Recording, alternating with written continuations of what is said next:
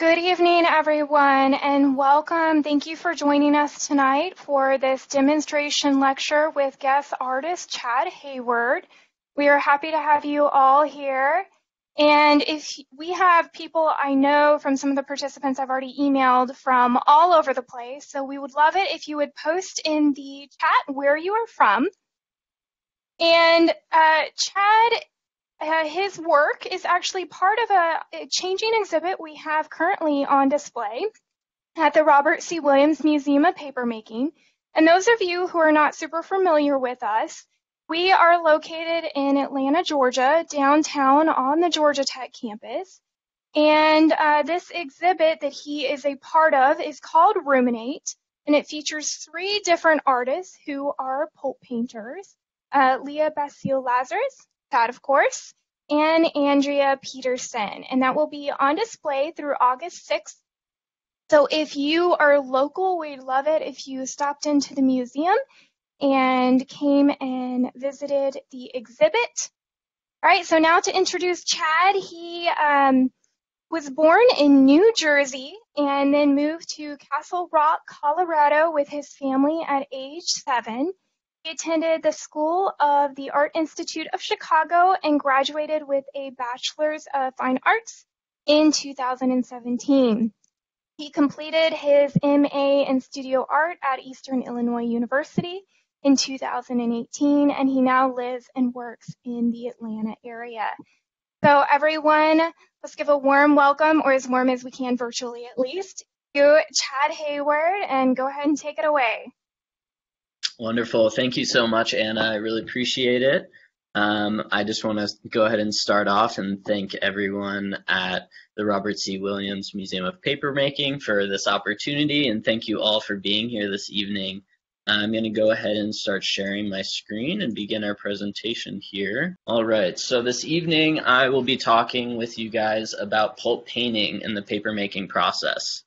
As will become clear to all of you as I go, pulp painting and papermaking is a process that has many variables and many things that you can change, alter, and play with. So I'm going to do my best to give you kind of a toolkit to begin approaching this material and some of the ways that I think about using this material in my own studio practice. So this is a work from the show that Anna mentioned that is up right now at the museum. This particular work is an example of what I would do in the papermaking studio using pulp painting techniques, and a lot of these techniques we'll go over today. Here's a close-up image of that same painting. As you can see, there's kind of these irregular dots, much of which are made up of pulp, and these smaller dots are actually painted post papermaking process, but I'll get into that a bit later. Here's another example from the show. This is all pulp painting, and I will go ahead and show just one more. This has a mix of pulp painting processes and some painting and drawing after kind of the paper studio, so to speak. So the first thing I want to go over is kind of getting set up, supplies, tools, things you'll need in the studio for this process. Not all of these things are must-haves, but these are sort of kind of the items that I like to have in my toolkit. And of course, everyone has a different studio setup and different things available to them, so you may have to improvise with some of these things, but pulp is certainly a must. Water is certainly a must for this process. If you have access to a hose, it makes everything a whole lot easier. I typically recommend using a mold and decal for the pulp painting processing, but I also will be showing how to form sheets with just your hands, so that's certainly an option as well that we'll get into. Felts and pellons are something that we'll need. I typically like to use a wood board coated in polyurethane, making it water resistant, that we use to kind of stack up our pulp paintings on those felts and pellons. Cups and containers are certainly a must. I like to have a wide range of color when I'm doing my pulp painting, so I'll have anywhere from 10 to 20 to maybe even 30 colors going at once. So If you have containers around, that's always handy. A vat or a large container, you will need to kind of use and put your raw pulp into to pull a sheet. I like to have squeeze bottles and syringes handy. Those are kind of different types of mark making tools that I'll give demonstrations of as we go. Pigments, I'm going to talk a little bit more about that. Retention agent, that's something that will help your pigment bind to the pulp. Sizing, that's an optional thing. I'll get into that a bit. Plastic spoons are one of my favorite tools in the paper making studio for both mixing your pulp but also mark making, and I'll give you a look at that when we get into the videos. Other things you can consider are various items for what I like to call inclusions, or what paper makers call inclusions. So this could be anything from string to dried leaves or flowers to other types of paper, collage material. It's a really, really wide and fertile ground to explore, so you can think about all sorts of items that you may want to include in your paper. I often recommend to people a waterproof apron and waterproof boots. It's a very, very wet process, so that's something that makes you just more comfortable throughout the day. Spray bottle can also be handy. And then stencil supplies. I'm going to get into some different options for using stencils in the pulp painting process, but we'll touch on that in a minute. So the first thing I want to talk about before we get into the videos is pulp preparation. So you can use all sorts of different types of pulp. In this video and in this demonstration this evening, I'm going to focus primarily on cotton. It's probably one of the more accessible pulps, and one that I like to use specifically with pulp imaging or pulp painting. I use the cotton pulp from Carriage House, and the one described at the top of this slide is the cotton comb-burden oil. It's $7 per pound, and it's basically a pure cotton fiber that's generated from ring-spun yarn production. And before I begin the beating process, I like to make sure that I soak whatever fiber for usually at least 24 hours. You can get away with less, but it just makes it a little easier on the beater to have that pulp completely saturated. Another option, if you're looking for a little bit more inexpensive, you can also use cotton linters, and they sell that for about $5.05 per pound. That is going to adjust some of the recommendations that I have for beating, but that is also a little bit more of an inexpensive option. So the beater that I used for my demonstration today is a Reina 2-pound beater. I realize everyone has different access and different types of studio situations, but this is what I'll be kind of going over today, and hopefully you can use some of the information you find here and apply it to your own situation. So for a base sheet, what I like to think of as kind of the base or the bottom of a pulp painting, kind of if we're building a pyramid, this is sort of the structure at the bottom of the pyramid. When I'm preparing pulp for this base sheet, I will beat the pulp for anywhere from about 30 minutes at the low end to about 3 hours at the higher end. You can kind of go a little bit outside of this range, but that's kind of what I generally recommend. And then for the fine cotton pulp that I typically like to use for pulp imaging or pulp painting, I like to beat it for around 4 to 7 hours. The reason for this is it makes the pulp more fine, and the little particles, I think, kind of retain the pigment and the color, and I think you're able to get more vibrant color and do some more delicate imaging. This, of course, can be altered if you want a more chunky kind of pulp that you're working with in the pulp painting process. You can really knock that beating time down. It's one of those variables that you can play quite a bit with, but 4 to 7 is my general recommendation. So the first video here is just me adding pulp to the beater. We're going to switch over to Anna's screen, and she's going to start that video. So as you can see, ripping apart small chunks of the wet fiber. I'm gonna go ahead and move back over to my screen. Just give me. So in that short clip there, what you could see is I'm pulling about quarter size or small coin size pieces and adding it into the beater. You can be more aggressive with this, but I generally like to move fairly slow at this stage just to avoid any clogging in the beater. It's a real pain in the butt to deal with. So that's kind of how I add my pulp. And then once all that material gets added, that's when I sort of start the timer.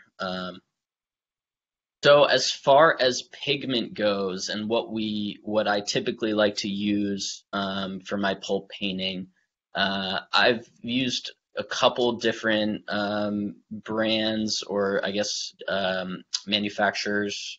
The pigments that I'm working with in my demonstration today are from Carriage House. And then I also have used the pigments from Twin Rocker. Those URLs are here if you'd like to experiment with those or purchase those, but that's the ones that I've had the best luck with.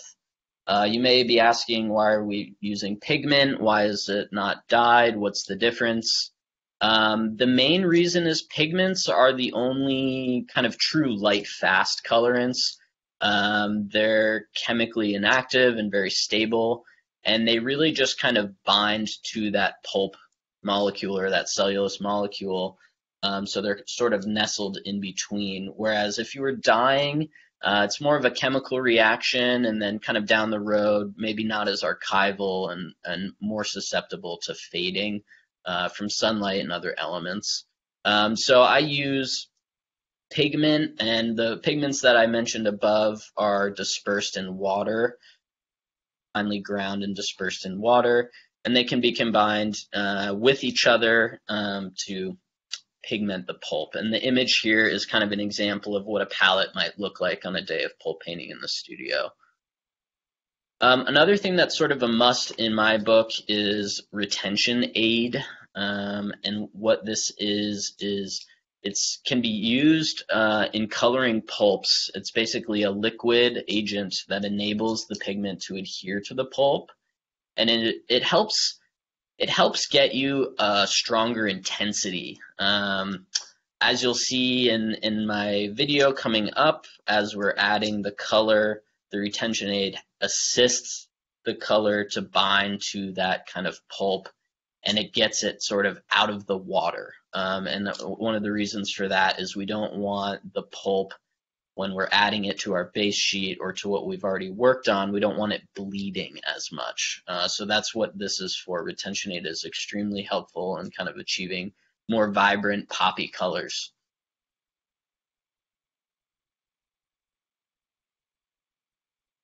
All right, so today I'm just going to be demonstrating mixing one color. First, I'd like to recommend, as you can see, my containers are square or rectangle. I recommend a circular container. It makes the mixing process a lot easier. You're not hitting the walls as you're mixing, or you are hitting the walls, you're kind of scraping along. It's a little bit easier. The first thing that I like to tell people when mixing pigment or your palette for pulp painting is be patient. It takes a while for the color to kind of come alive. It takes a while for the color to be fully dispersed in the container that you have. And part of the process is adding retention agent throughout the pigmenting process. There's different approaches to pigmenting your pulp. Some people like to add the pigment to a water base and get that thoroughly mixed up, and then they will add that mixture to their pulp. I, for one, typically just add my pigment directly to my pulp container and sort of slowly adjust the color the entire time I am mixing and trying to get the color dispersed throughout the container, throughout the mixture, and it'll become clear throughout this video kind of how long this process can take. It is a little bit, can be laborious, and the more you're trying to kind of push the color to its outer limits, to the brink of vibrancy or saturation, the longer that you're going to have to mix this pulp and kind of commit to being patient. So today I'm mixing a green. I didn't mention it at the very beginning, but the first color that you saw me mixing into the pulp was a white. Sometimes I'll start with white, sometimes white comes in later or not at all for me, but in this case I was looking for a little bit more of a subdued green.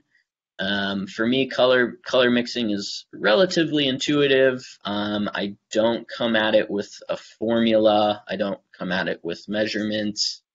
Some people may, and that might be something that you find to be really helpful. I think creating recipes or making notes when you're doing your pulp painting processing can be a really effective tool for achieving similar results. But just kind of the way that I work is a lot more intuitive, so I kind of just deal with the material in the here and now. So what I'm doing here is just slowly adding color. I'm letting it kind of build up, and as you can see in the video, at certain points I'm kind of picking up the pulp a little bit. I'm not sure if I've done it quite yet, but I'm looking, when I do that, when I pick up the pulp in my spoon, I'm trying to kind of take a look at what is the water doing. And the reason I say that is I'm trying to identify if the pigment is attaching itself to the pulp or if the pigment is finding itself just sitting in the water. Before I start pulp painting, my goal when I'm mixing a color is to try and remove all of the pigment from the water. And to do this, it's a combination of mixing, but it's also adding, let's see, we can kind of see here as the camera focuses, you could see a little bit of pigment still in that water, if you could see in the video. So as I go, I will add more retention agent to help aid that process of the pigment kind of attaching itself. And as I go, I'm continuing to slowly add color. The reason I sort of recommend slowly adding versus, taking a larger amount and dumping it in is you can always sort of add more, but when you go overboard, when you add too much pigment, and you go past the limitation of the pulp, kind of. When I say the limitation of the pulp, the amount of color that it can retain, what happens is that pigment starts sitting in the water, and no matter what you do, no matter how much retention agent you add to it, you cannot get the pigment out of the water. So that's why I say just kind of move slowly, be patient. If you do run into that, if you say, oh, whoops, I added too much, I've gone a little bit overboard here, you can always add more pulp to your mixture, or you could cut the container. You can take out some of your pulp that you've mixed in this container, basically dilute the solution, and then add more pulp. That's just kind of a close-up of the retention agent. So here, I'm beginning to add it. I'm pretty generous with the retention agent. Some people recommend using that in the initial stage prior to adding pigment. I've always used it in this way where I kind of add it throughout the process. I think both are really great options. That might be something that you experiment in your own studio and see what you like better. These are the pigments that are from Carriage House. This was my first time using these pigments. I typically use the ones from Twin Rocker. And just off this one experiment, I would probably choose Twin Rocker personally. I found the color to be a little bit more vibrant, and I was able to retain it a bit more in the pulp. So we're kind of getting towards the end here. I think at the end of the video, as I'm picking it up here, I'm trying to identify the water. If we can get a quick, yeah, so you can kind of see at the edge of the pulp there. So I was just trying to identify there at the end if the water was relatively clear. Okay, so that's sort of how I would approach setup. I would mix all of my colors prior to the studio day, usually right at the beginning, and try and have a large palette to work from. Sometimes I'll mix things as I go, but it's really nice to just have that available and kind of get just really involved in the making process and not be caught up as much in kind of setting up and sort of the laborious mixing process. So it's nice to just have everything ready to rumble. So the first thing I'm going to talk about here the first method of sheet forming that I'm going to talk about here is with a mold and decal. This is a method that I typically use, probably one of the 3 methods that I use in the studio. So this is just an image of a mold and decal. The top is the decal and the bottom is the mold, and it's attached over a wooden frame with a screen that you can probably see here in the image, but you'll get a better idea in my video. All right, so here I'm just giving you another look at the mold and decal. You can see the bottom of it has some bars crossing over, and the top, the decal, removes itself. So I'm going to show you how to pull a sheet. The first thing you want to do is hog the vat. Well, that's what I'm doing with my hand right here. I'm swishing around the pulp, getting it mixed up and distributed throughout the mixture. As I go into the vat, I'm going vertically with the mold and decal, holding both the top and bottom so it's sealed together, and then I'm pulling up, keeping the mold and decal flat. And then as soon as I picked it up, you may have seen I was kind of moving my hands horizontally and vertically. And the reason I was doing that is as soon as you pick the molded decal up from the vat or container that you're using, that's the moment when you have the most water kind of in that space in the decal or on the mold. And as the water is draining, what I'm trying to do is sort of arrange the fibers in the most consistent way. So I'm shaking it back and forth and trying to arrange the fibers evenly on that sheet, keeping it level and making sure that it's consistent throughout. So here is an example of the setup.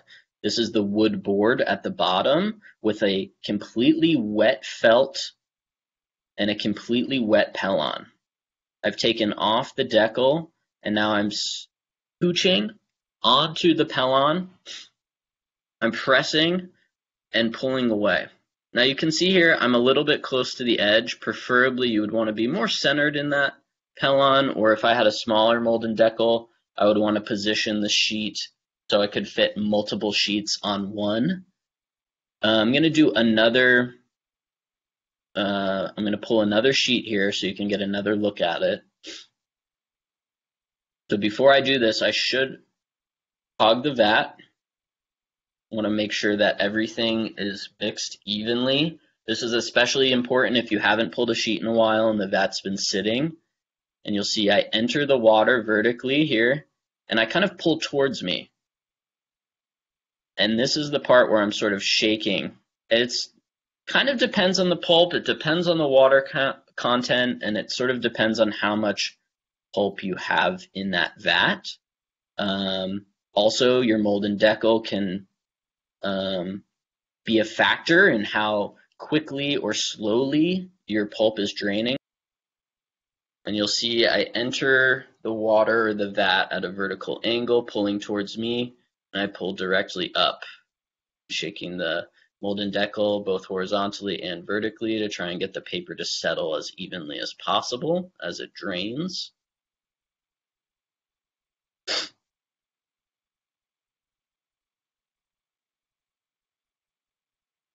And as it settles, I'll go ahead and move over to my board that is set up with a wet felt and a wet Pellon. That's really important. That's something that you'll want to do prior to this step, making sure that those two things are completely soaked. In this case, I am scooching or putting the sheet onto the Pellon horizontally, but depending on what sort of mold and decal you have and what sort of setup you have, you can do this vertically. You can cooch towards you or away from you or side to side. It's just a preference thing. Different people like different strategies. I typically do it away from me. So as I press down, I'm kind of giving it a bit of pressure. It's sort of squeezing out the water and securing the sheet onto the Pellon. So the next thing I want to show you guys is another sheet forming method. This isn't one that I did for this demo. I have a brief video of an example that I did during a residency at Oxbow up in Michigan. But this is another method that I like to utilize. This is a diagram of a Decal Box. The thing that this diagram is missing in the setup category, I guess, would be the Pellon. So what I would do is I would put a Pellon larger than the mold and decal on top of the screen, and then I would secure the decal to the mold. After I have that Pellon placed on it, it would be completely soaked and wet. And then I will secure that to those two pieces together with the eye and hook that you see. After that, I will add a piece of plastic. It can be a trash bag or a heavy-duty plastic, and sort of line the inside of the decal. And then I will add pulp. This amount can vary greatly depending on what sort of pulp you're using, what size your mold and decal is, how thick you want your sheet. But essentially I'll fill up probably about 2 inches of water and add an adequate amount of pulp. And then once that is set up, I'll go ahead and pull the plastic out, and what happens is it drains through the screen in a similar way that it would with a classic mold and decal. So we'll go ahead and show a quick video of that here. So here you can sort of see the surface of the water. I've filled up that decal with both pulp and water, and I've distributed the pulp using my hand to kind of mix it so it's evenly distributed throughout that vat, so to speak. And here I'll just show this briefly. It's a very quick clip, but you'll see I have someone securing the mold and decal so I don't pull it away, and I sort of yank the plastic out, and you can see the water begin to drain. I'm going to show it one more time because I know it's a very quick clip.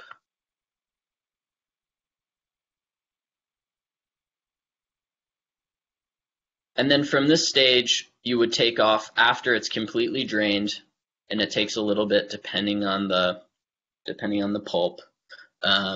Then you would have your base sheet to work with. So that's just another way of creating a base sheet.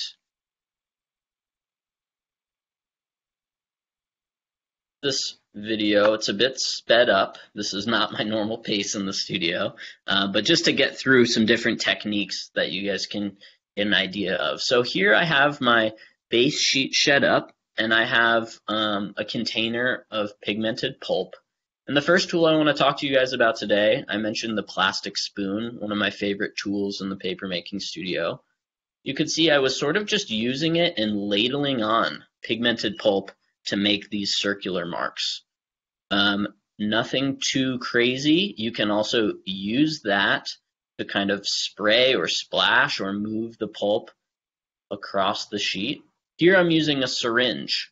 It's a plastic syringe that I've cut off the tip, and I'm using that to apply pulp. You can see it's relatively thick here. I would say this pulp was probably only beat about 3 or 4 hours, so on the lower end of that spectrum that I typically recommend, but I was looking for a little bit of a beefier, thick pulp. You can also adjust the water content. So you could see me there. I was manipulating the edge of the sheet. I think this is something that a lot of people are hesitant to do, but it's something I try to employ a lot in my paper making process, as I really enjoy the physicality of the wet state of paper making. So I like to play with edge. As you could see there, I was making indentations with my finger, making these small reservoirs where I then add pulp with a syringe. Here I'm using a cup as a stencil. This is probably one of the most basic stencils that you could think about, but of course you can use just about anything to act as sort of a guard or a stencil. This is just one example. You can see how thick the pulp is here. I'm using my finger to manipulate the pulp, smush it down, flatten it, and sort of kind of press it against that stencil, and then as I pull it away, you get sort of a hard edge. You'll get another example of that here, where I'll add a different color and begin to overlap colors.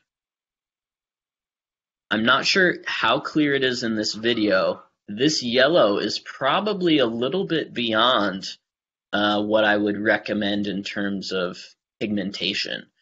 What happened with this yellow when I started adding it to the sheet is it started to bleed away from the pulp into the base sheet and the other colors around it.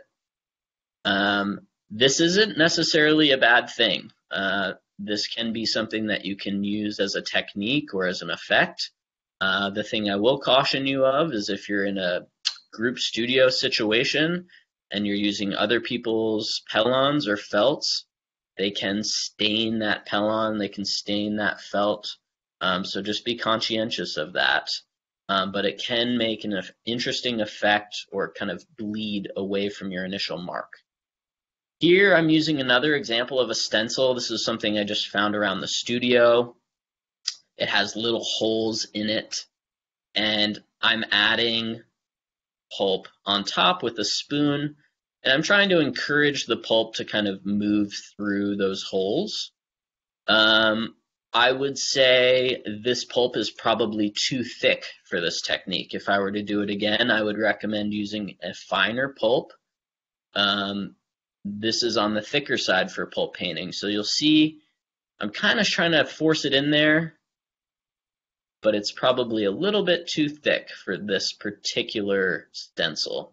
You'll see as I pull it up, it does work a little bit, but if we wanted to get those dots really clean, we would use a finer pulp. So you can see it leaves some evidence of that. And then here I'm adding more pigmented pulp into my syringe. I'm using it as a drawing tool now, so instead of just creating these dots or these marks with it, kind of using it more free form. It can be a tricky tool to use depending on the nib. I typically like to cut the nib closer to the base so it has a wider opening, because depending on your pulp size, it can clog, and then you can sort of get a unfriendly jet out, and it can sort of like tear your paper or jet through your paper unexpectedly. So it's a little bit of a tricky tool to get used to, but it can make some really exciting marks. I'm obviously using it in mostly a circle pattern here, but you can see this could easily be used in different strategies of mark making. Another thing I'll mention here too is all of my pulp has pretty small amount of water. You can see it's pretty thick, pretty dense. That's also a variable that you can manipulate, you can play with. You can take one of your containers and maybe take half of the color that you made, and you can put it in a new container and fill the rest of the way with water. And what that does is it sort of changes the consistency of the pulp in the mixture. and the way you apply it is going to sit a little bit differently on the sheet. So it might not sit in these sort of 3D globs that I'm working with this particular consistency. You can also do things like adding water to your syringe. I can fill it up halfway with just water, just clean water. I can then dip into my colored pulp and kind of pull up pulp with that second half of the syringe, and then I sort of have a diluted pulp water mixture, and that can make some interesting marks as well. So these are all just variables that can be completely manipulated and played with. Not necessarily right and wrongs here, just kind of different depending on what sort of effects you're going for. So here you can see I'm really building up. I'm layering on top of the previous layers, covering things, and adding to things. So here I want to talk a little bit about inclusions. I sort of started this video kind of halfway through. So what I've done previous to starting is I've created a base sheet, and I've added strips of string onto a wet pulp. And then I've used my syringe to kind of create these dot patterns to sort of act as a glue or to sort of capture the string on the surface. And so now we're adding more layers of string, and what I'm doing is I'm adding them in between the previous layers that I've done here. I'm using a different width string, a bit thinner. And when I lay it down onto the sheet, I'm sort of assisting it into kind of pushing it into the surface and kind of massaging it so it sort of adheres. This isn't necessarily something you have to do, but I like to just encourage it to adhere to the surface. Especially since I'm using a relatively delicate way of kind of attaching with those little dots on top.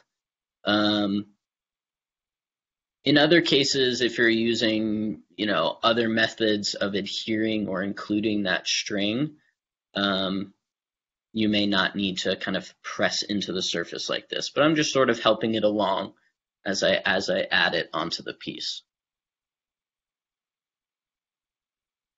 So this is just, one of millions of examples of inclusions. You can use almost anything.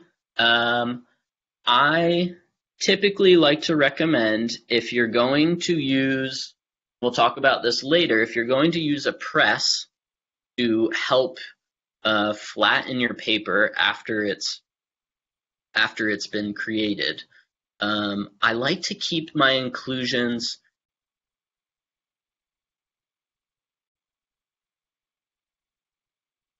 so here I've added those strings in between the layers of the previous strings, and now I'll show you sort of how I'm tacking those onto the surface or adhering them.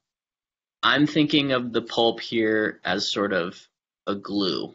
I'm using the dot pattern that I often use in my work as a way to kind of adhere these inclusions. And this is just one way to do it. You may use lines that are perpendicular to the strings. You may use an entire circle of pulp that you apply with your spoon or you dump on with your cup. It doesn't necessarily need to be this way of adhering the inclusion. There's, all sorts of strategies for that. This is just kind of one way. So I guess one thing I was mentioning is this is just one material that you can include. But if you're going to press your sheet at the end of the making process, flatten it, I typically recommend that the material that you include in the sheet is no thicker than about a quarter or a dime or something like that. And the reason for this is it can kind of damage the press or damage the other sheets that you have in the stack. However, if you're not using a press, to get out your water to flatten your paper at the end of the process, and you may just be interested in air drying, I would say you can go thicker. You could explore chunkier inclusions. And another thing you can explore is maybe you're just interested in the shape of the inclusion, kind of the mark that it reveals underneath. So you can completely cover it up as well. Maybe you have a thick leaf that you would want to add into the sheet here. You can take your pulp and completely cover that leaf and just leave evidence of kind of the shape of it as it gets obliterated or covered by the pulp that you add on top. So that's just an example of one method of inclusion. And another sheet forming method that I want to get into with you guys is something that I kind of came across working in the studio accidentally. I like to think of it as just unconventional sheet forming. But it's basically not using a mold or a decal box. It's just using your hands, and it was used to create the piece that you see here. So we'll go ahead and switch over to the video, and I'll describe how I'm doing that. Great, thank you, Anna.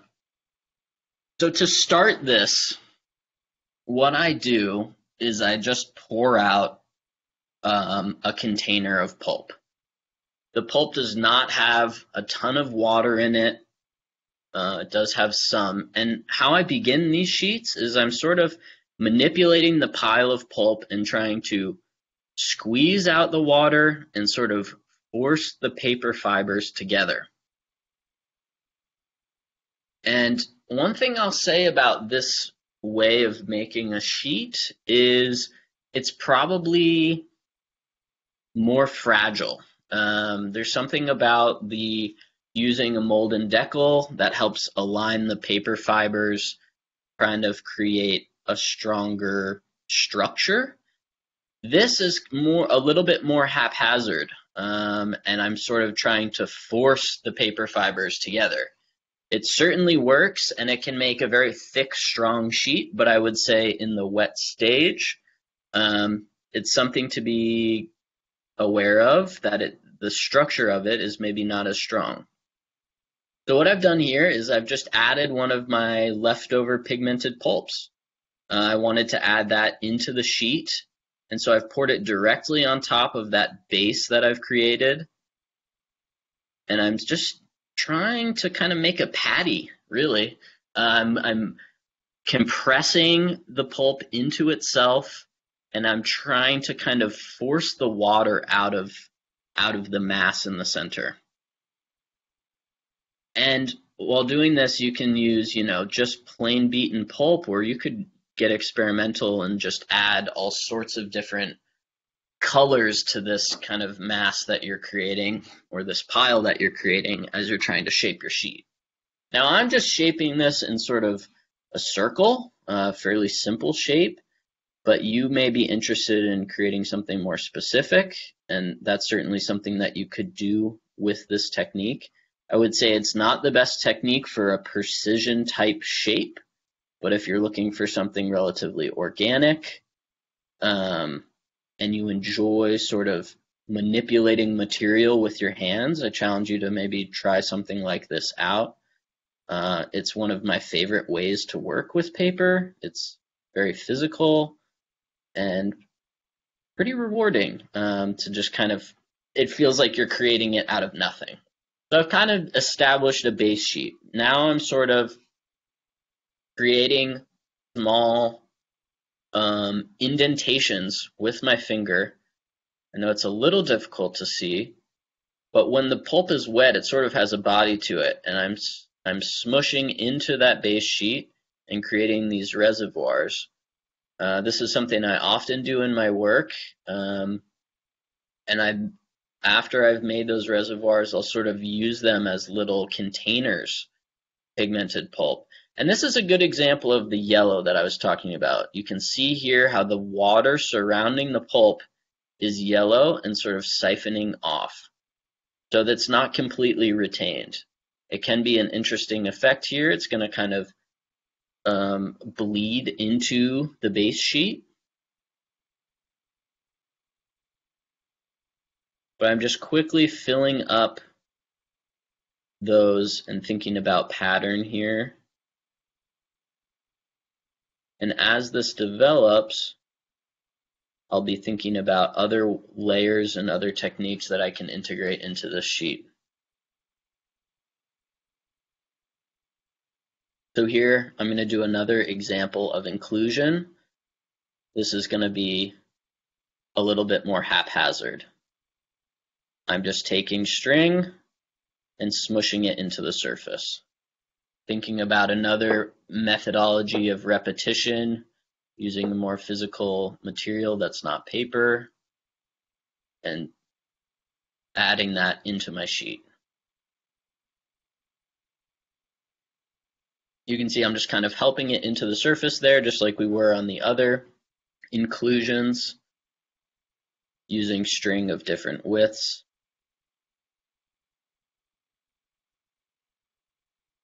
Thinking about line and how it interacts with pattern.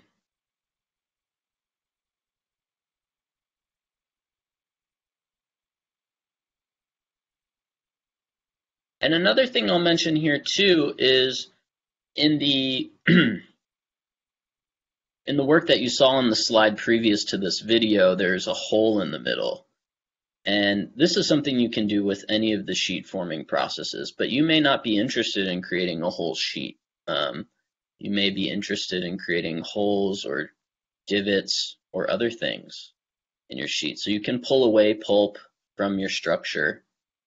So here I'm using another stencil method. It's purple foam. I forget what this foam is actually called. I know you can get it at Home Depot and other sorts of craft stores. But you can use things like this to create stencils. You can use things like Mylar. You can use Pellon, the thing that we're making our sheet on, to create stencils. But that was a relatively simple one. And you can see it kind of created a somewhat of a more rigid edge, but if I really wanted a more rigid edge, I would try and let that pulp that I added into the stencil drain a bit more. I took it out when the pulp was still fairly saturated with water and it wasn't escaping very quickly.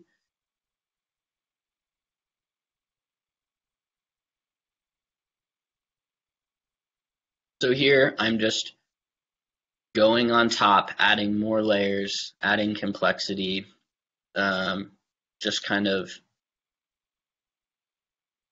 using more of the syringe to add layers on top.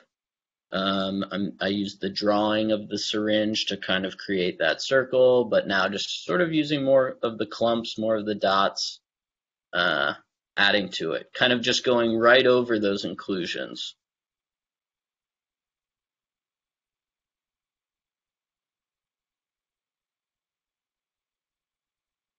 You can see here with the black a little bit, how it's sort of siphoning away from the pulp, bleeding a little bit into the base sheet.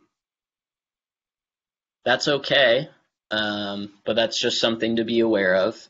If you're trying to get a very sharp image, you want to make sure that everything is retained. So say you're making a sheet and you hate it. You don't like your color choices, you don't like what's happening, you just kind of want to start over. That's sort of where I was with it. So I just took my black pulp, my pigmented black pulp, and I completely covered what I was working on. And this is totally cool to do in the papermaking process, and this is something that I employ actually quite often. Sometimes it's just not working, and you need to cover it up. And the reason I like to do this is it just kind of creates a new starting point. And the nice part about it is there's moments or kind of small windows into the sheet below or the creation that you had below. And it kind of creates a nice new starting point where these kind of like pockets of color are peeking through. So now I'm just thinking of this as kind of starting from scratch. So I'm restarting. This is just plain cotton pulp.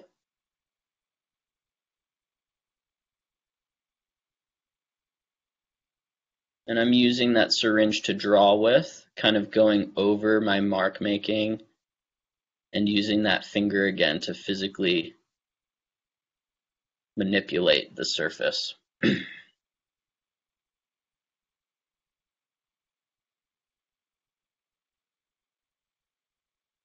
You can see as I sort of press into the sheet, it's moving that top sheet around and maybe even revealing a bit more of what's below. And that can get really interesting. You can do this numerous times, adding layers and layers and layers. And you can even sort of begin to peel away and scrape away the top layer. I would say it's really open to manipulation.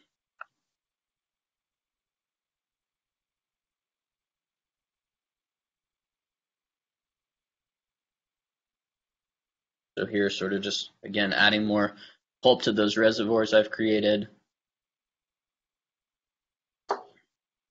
And you can see those inclusions of string that I had aren't necessarily evident here. But if I was using maybe a more thin, watered down mixture of pulp, they may become more evident. So that's something to certainly consider. Okay, so the last thing I want to talk about is the pressing and drying process. So after you've created your pulp painting, you can begin to think about how you want to dry and finish this work. So the picture on the right is an example of what is called a restraint dryer, and this would be used if you want to keep your sheet as flat and consistent as possible in the drawing process. I'm going to show a quick video of how you would set up your so this video is just going to show you how you would set up a stack of works. So what you want to pay attention to is trying to line up the works on top of each other. If you're using the same mold and decal and creating numerous sheets, you would try and get those to line up. And we're basically creating a sandwich with the pellons. I'll then cover this stack with another wet felt. I have one also on the base. And then I'm going to cover it with a board as well. And this is preparing it to get pressed.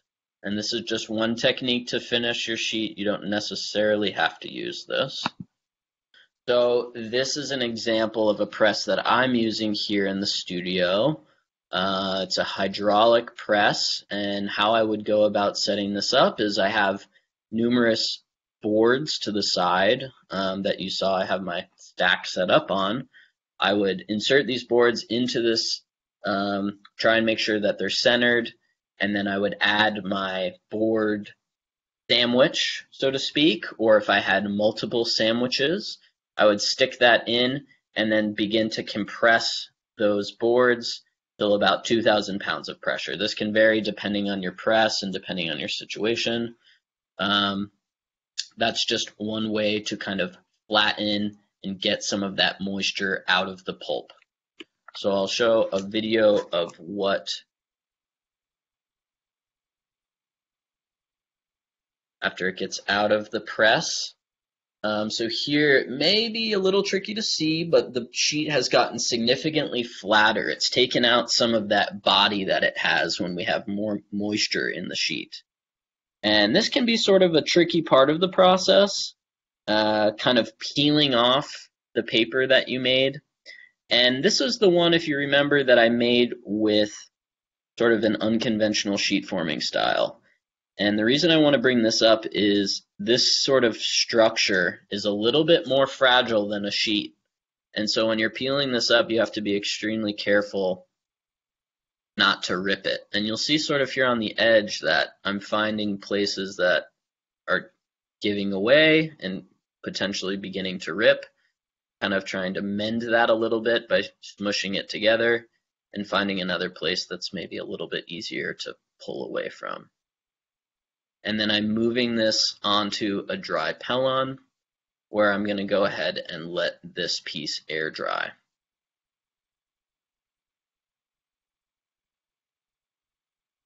Being very careful, trying not to let it rip.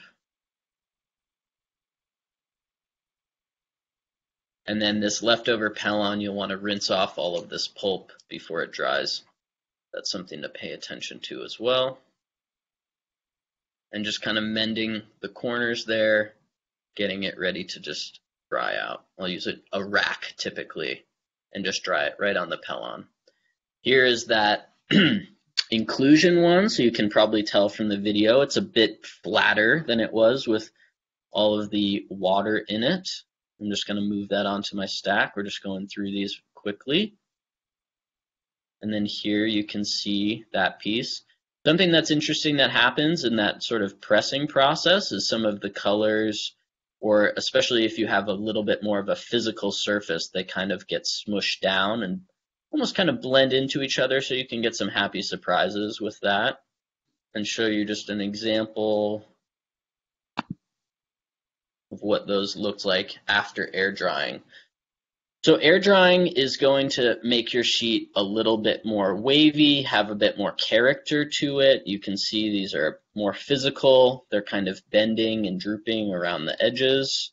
But if you weren't necessarily looking for that effect and you wanted a more straight up flat sheet, you would look to something like a restraint dryer. As you can see, there are ratchet straps surrounding a stack of cardboard with weight on top. And then in the back, what you can't see is a fan system that's blowing through this stack of cardboard.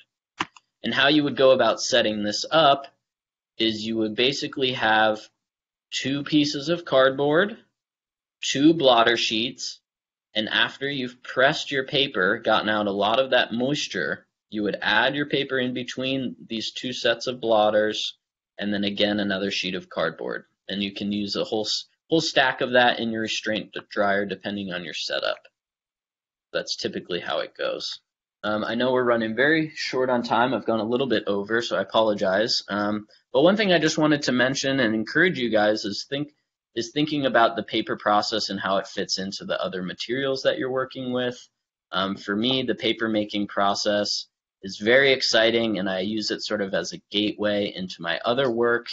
And when I bring the paper back into the studio, I use it as something to respond to, react to, and add to. So I just encourage you to think about in what ways you can continue the paperwork that you're doing in the studio and using it as a collage material or painting on it or adding it to some other sort of artwork. I often think of after the sheet is done, it's really just another beginning. So I encourage you to consider some of those things as well. Where you can find me, my website is often updated. I have an Instagram if you would like to follow along. If you have any further questions for me, please shoot me an email at chadhayward@gmail.com.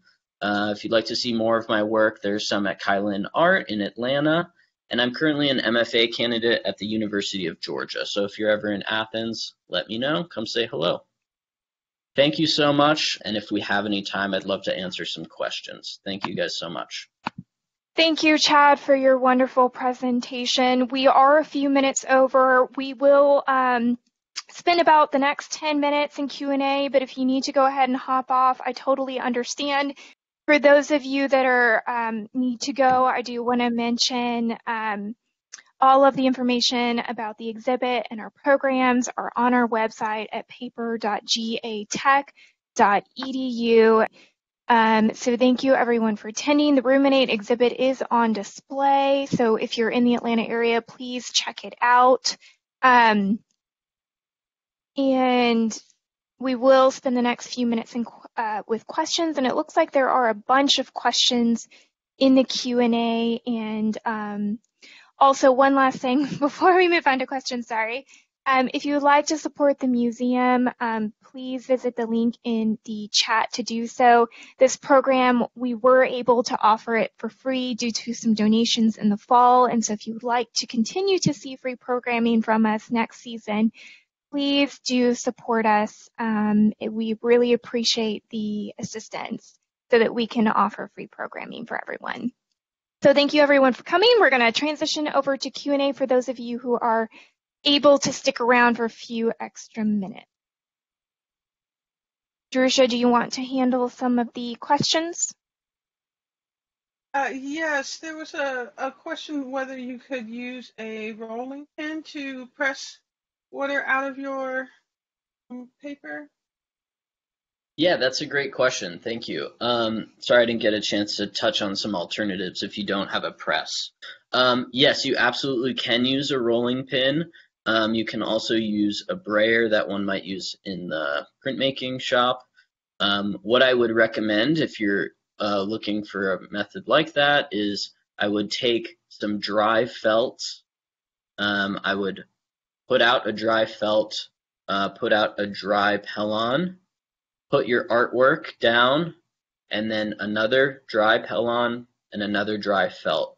And then I would slowly and carefully either use a brayer or a rolling pin to try and siphon off the water from your artwork, and that will help dry and flatten. And that's certainly something that I've used for large works that are too big to go in a press, so that is certainly a viable option.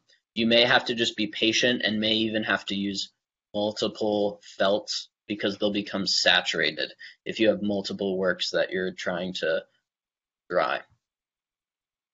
It looks like we have a question. Somebody's asking, what is a Pellon, since you were just mentioning? Yeah, thank you for that question. I'm not exactly sure what it's made of. I believe it's a synthetic material. I was just trying to do a quick Google, to be honest, because I've just always been introduced to it as Pellon, and I actually don't know what it's based off of. But I believe it's a type of interfacing that's used in fabric-based projects, and it happens to work well in the papermaking studio. I believe You can get it at the fabric store. Gotcha. Yeah, thank you, Jerusha. I'm sorry, I didn't mean to interrupt you. Oh no, that's cool. That's totally cool. Yeah, I think that's sort of would be my recommendation. And then I believe, if I'm not mistaken, I think Carriage House, which was one of the distributors of papermaking supplies I had mentioned earlier, I believe they also sell some sort of Pellon type product. Ali had a question about whether you can do a marbling effect with pulp painting. Yeah, that's a great question. I would say certainly. If you were to try and do that effect, in my experience, what I found to work best is the Decal Box for doing that. And how I would do it would be I would set up my Decal Box, add the water into the Decal Box, and then I would take, instead of just adding plain unpigmented pulp to make a base sheet, I would take a selection or a color palette that I would want to marble, and I would strategically add that pulp into my water that's in my Decal Box, and sort of gently manipulate it to start marbling or moving it around through the water to get an interesting effect. And then I would pull out my plastic like I showed in that brief clip. I'm not sure if that's the best marbling technique. That's one that I've used in the past. There's a bit of chance involved with it because as you do pull out that plastic, it does create sort of a ripple and a wave in the water. So it can sort of play with what you've added already or how you've tried to position your marbling. So it's a little haphazard, but I've found some really exciting results with that. And the nice aspect is there's really two sides to your sheet, and so sometimes the side that's face down on the Pellon is the more interesting side. So that's kind of a fun way to do it that I would recommend. Do inclusions need to be archival? That's a really good question. I would say that's completely up to the artist. I typically don't work with a ton of inclusions, but if you're certainly interested in your work sticking around for a long time, that's a consideration to take in. But maybe you're interested in the work beginning to deteriorate, or maybe you're using organic material, and that over time will begin to deteriorate in the sheet. It does help preserve it, but that is something that can happen depending on the material you're using. So I would say it's just completely up to you. I wouldn't say there's any right or wrong. It's just going to give you a different effect depending on what material you're including. Sure. Where to get the materials, and then is it easy to do by hand, a smaller scale setup for working at home? Gotcha.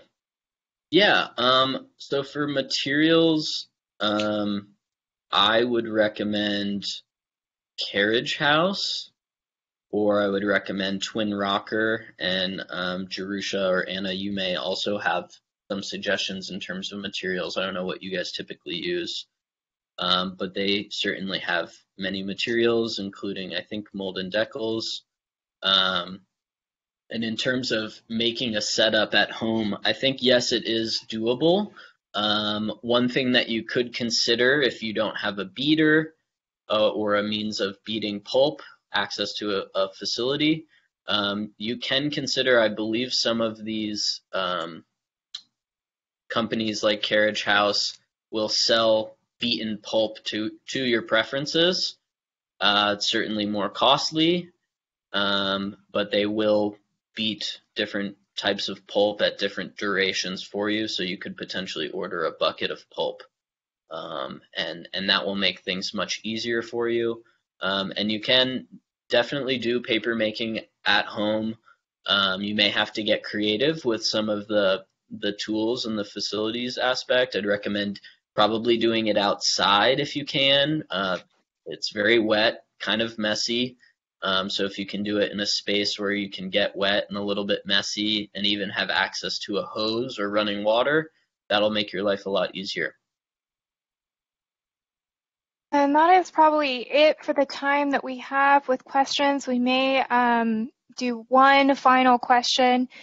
For those of you that are particularly interested in paper pulp or setting up a small little mini studio at home, I am putting my email in the chat, and you can email me at anna.dahl@rbi.gatech.edu. We can talk further about it. The museum is hoping to start selling pulp shortly, so you may be able to purchase that through us before too long. Gersha, do we have any quick last questions that Chad might be able to answer? Is it a problem if the base layer begins to dry out? That's a good question. I would say you probably won't run into that unless you are working over a very long period of time or in extremely arid conditions, or maybe even in direct sun. I typically do all of my work within 1 to 2 days, and I haven't necessarily run into that issue myself. So I don't think it would be a problem for you unless you have some of those conditions I mentioned. One thing you could consider if you need to step away from the studio, or if it needs to be a multi-day project, is wrapping in plastic, or even misting the sheet, adding more water into it to try and retain moisture perhaps. But hopefully that won't be too much of an issue for you. Someone asked about using a blender versus a beater. Any comments on that? Yeah, that's an option, especially if you don't have access to a beater, which many do not. I would say if you attempt to use a blender, try and pre-process your pulp into as small bits as you can. Make sure that you're soaking your pulp for at least 24 hours before adding it into a blender, and make sure you're adding just small chunks. Try and go slow with it. And then also, I would say if you do want to try the blender route, you should probably kiss that blender goodbye and keep it just for paper. It's going to probably tear through the blades pretty quickly. Um, and I'm not sure how long it may last you. So it's in a pinch, I think it would work. But if you have any other options available to you, I would certainly recommend that over a blender, or even maybe ordering pulp from somewhere that may be easier on you in the long run. Because if you're trying to do it in any sustained sort of way, I think you're going to run through blenders at a fast.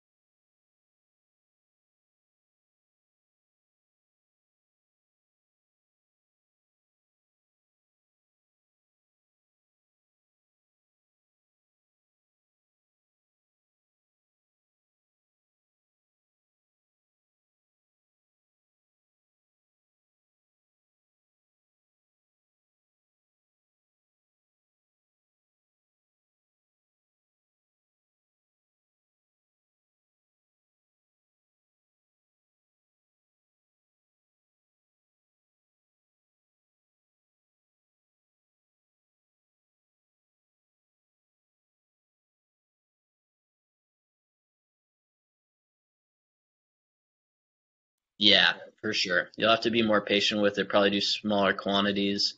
The linter is probably a smart way to go too. It's a little bit, it breaks down a little bit easier as well. So that's a good suggestion. Thank you, Jerusha. All right, well, I think that is going to be it. I think we are going to call it an evening. So thank you everyone so much for coming. And we appreciate you staying behind for an extra 20 minutes, really, so that we could go through some of the questions since the program ran long. Have a wonderful evening. Thank you for coming. Thank you to my partners over here that were helping tonight, Jerusha Graham, the exhibits coordinator, and I don't know if I ever introduced myself at the beginning, but I'm the education curator. And of course, thank you so much, Chad, for taking the time to be here with us tonight, and everyone for attending. So have a great night, everyone. Great. Thank you, everyone. I really appreciate you joining us this evening, and I hope everyone has a nice night. Thanks so much.